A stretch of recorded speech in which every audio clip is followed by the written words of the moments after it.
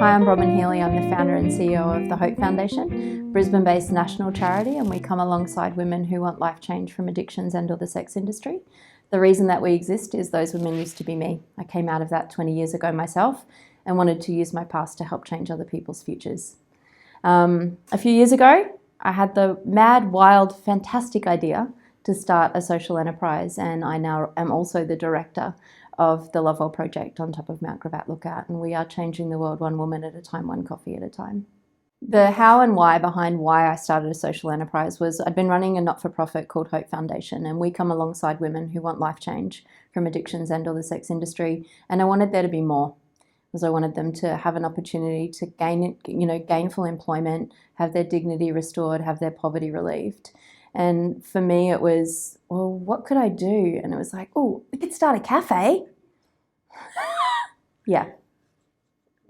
Some of the early challenges around starting social enterprise, when my heart was for charity, my heart was to change the world one woman at a time. That then got extended to, I want to change the world one woman at a time, one coffee at a time. So I need to make sure that I have good coffee. I need to make sure I have a business plan. And my heart, again, was just to reach women. And so I didn't actually have a business background. I didn't have an entrepreneurial background, but I knew that I had an entrepreneurial spirit. I knew I had a pioneer mindset. And I knew that if I put my mind to it and the right people were around it, that it could flourish. I didn't want it to just survive. I wanted it to thrive. And I wanted the people that were attached to it to have their lives transformed. So some of the early challenges were around that, around I don't actually feel skilled for this. We have no money for this. Whoops. And then it was like, but we've got all these women who want their lives transformed. So you kind of just push through and you hope and you pray that the right people come along and the right skill sets come along and the right building comes along. And when the building comes, that the money will come. And it's been an adventure, wild adventure for the last 4 years. So the reason that I chose Cafe as social enterprise was actually when I had first come out of the sex industry and addictions myself, the first job that I actually did was work in a cafe. And so for me, there was a history around it, and it was kind of like that, even though it wasn't a place that was hope-filled and dignity restoring, it gave me skills. And I thought, if people can make excellent coffee, they can do anything. We now say to our women, if you can make an excellent coffee, you can travel the world, because everyone wants to drink excellent coffee.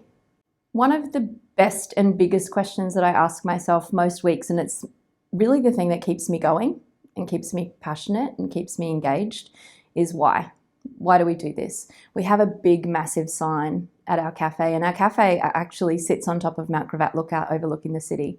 And so you have this reminder that we are life transforming, we're city reaching, and we're world changing.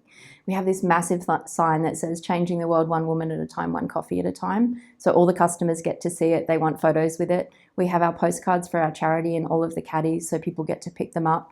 We have Women of the Month stories that we publish on our social medias printed out in the caddies so people can read stories of the lives that are being transformed. So when we say we're changing the world one woman at a time, one coffee at a time, we actually mean it. One of our hashtags is Hey World Changer. We have a sign when people walk into the cafe that says Welcome World Changer. Grab your menu and make your order at the counter, and then as they leave it says thank you for helping us change the world. So we're really making every customer believe what we're saying when we say your cup of coffee brings hope. You know, you're giving the gift of hope. Every meal gives the gift of hope. One of our super cool ideas on our menu was to actually so we have a split menu, so you could pay cafe price or you can pay purpose price. So then people say, what's purpose price? And we say, so your normal cafe price would be $14 and your purpose price is $16. So $2 goes directly to the charity that we support, which is called Hope Foundation. People go, oh my gosh, yes. And then if there's a family of 4 or 5, the Hope Foundation just made $10. So it actually helps pay the rent at our Hope Haven by us doing that. So that was definitely a set apart why. And it reminds people. So on the front of every menu, it tells the profit for purpose price, backstory. It explains our why. We're all about the why. And again, it helps my heart keep beating passionately for this thing. I think that we get a lot of return customers because of the why. I think because we keep the why in front of their faces, in front of their hearts. You'll see on our social media, on the reviews, people saying, you know, I just changed the world by drinking coffee. Like, it's like, oh my gosh, this is why we started. And people saying, you have to go to this place, they help disadvantaged women come out of poverty. You need to go to this place, you know, every coffee and every meal is restoring dignity, and they'll share it amongst their friends, and like, you have to go to this place, they're actually making a difference. It's in our own backyard. We're changing the world by drinking coffee. You're changing the world by drinking, you know, coffee and eating amazing eggs Benedict, but it's getting the customers to own it. So when we're saying to them, hey, world changer, they're like, oh, I just changed the world and drank, you know, one of our hashtags is coffee, food and kindness. Kindness is our set apart factor, and we believe as a culture that kindness is really important. So you have customers and, you know, they'll overhear me because they don't know I'm undercover boss. And that, you know, I'll overhear them saying, did you know what this thing does? This, you know, cafe's attached to a charity and that charity does this and this and this. And you hear them explaining us and they're telling their friends, and people keep coming back. So I think keeping the why and the heart before them is super important. So the next thing that we're working on is actually we're looking at having a corner in our cafe where we can sell stock from other charities and ministries that support women as well. So homemade soaps and all of those kinds of things. One of the things that we're looking at is branching out to another realm of social enterprise and creating our own beauty products, because we're like, we throw out all of these coffee grinds every day. We could have our own coffee scrubs. It's getting what we're doing right, making sure that what we're doing now, we're doing right, so that when we expand well, and we can take that step with confidence. But looking at that, and we always imagined that the LoveWell Project would be, you know, this is kind of like the mothership. So we would love to have Hope Havens and LoveWell projects on Gold Coast and Sunshine Coast. And really, who knows? Global domination? The advice that I would give to someone who's running a charity that wants to branch out to social enterprise would be, you can have a heart of gold, but you need a backbone of steel. You need to make sure that you have the right people around you that believe in you, that will support you, that will tell you the truth. You need to have a good board of governance, and you need to make sure that you can take the steps with confidence. And sometimes taking steps with confidence doesn't always mean I can see the money in the bank and I can take that step. But it's taking that step with confidence, knowing that you believe that that step is the right next step, being willing to make mistakes and being super aware that it's really hard work. And again, we can go back to, you know, I'm just a little god chick here in Brisbane wanting to change the world one woman at a time. And the reality for me is, you know, there's most days that I kind of am like, I feel like a bit of a fraud. Like, I can't believe we're doing this. But the reality is we are. And the reality is that the world is being changed one woman at a time, one coffee at a time, through a heart of gold with a backbone of steel. With lots of walking on the water and having no idea really what we're doing, and having people that believe in us, that help us to keep going. I remember when I first started talking to actually Phil DeBella, the coffee guru, years and years ago about, one day I want to start a cafe and change the world that way.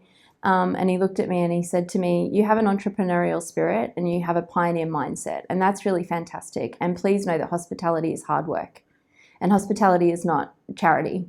And the general public don't understand the concept of charity, a lot of them. And so you're going to need to make sure that you're really grounded and that you really believe in this thing before you take that step. And you need to understand that your mission and your vision for the charity need to merge with the mission and the vision for the not-for-profit, for the social enterprise. You need to make sure that they're merged so that you remember on your hard days why you're doing what you're doing. And I remember back then thinking, I remember someone saying that I shouldn't start a charity because that was going to be really hard work too. And here we are. Business is a completely different realm. Again, you need to make sure that you have the right people in the right place, have external bookkeeping, don't do that kind of stuff yourself that you're not skilled to do. Not being afraid to put your hand up and say, help. Having people that look you in the eye and say you're not alone is really important, because you can feel mad. It's like, why did I ever say yes to this? Let alone thinking, we could have a LoveWell project on the Gold Coast and Sunny Coast as well. Not just because I love the beach and I'm happy to go and visit them. But I think that you need courage. It takes a lot of courage to do something like this. And you do need to believe in yourself. You need to back yourself on the days when you feel like nobody else is. Yeah. I guess my top hope and dream right now is that other businesses would see social enterprise as a model that works. A model that works in reaching the community, but a model that works in doing business on purpose. It's like we're touching lives, we're, changing this world, and it's not just about profit. When we say we're a profit for purpose cafe, people say, what does that mean? And it is that we're feeding back into our organisation in this case, but we're feeding back into a generation of people who are coming through, having their dignity restored, their poverty relieved. And I would love for Hope Chicks to go, I want to manage the LoveWell Project on the Sunny Coast. I want to manage the LoveWell Project on the Gold Coast or the Northern Territory or Hawaii.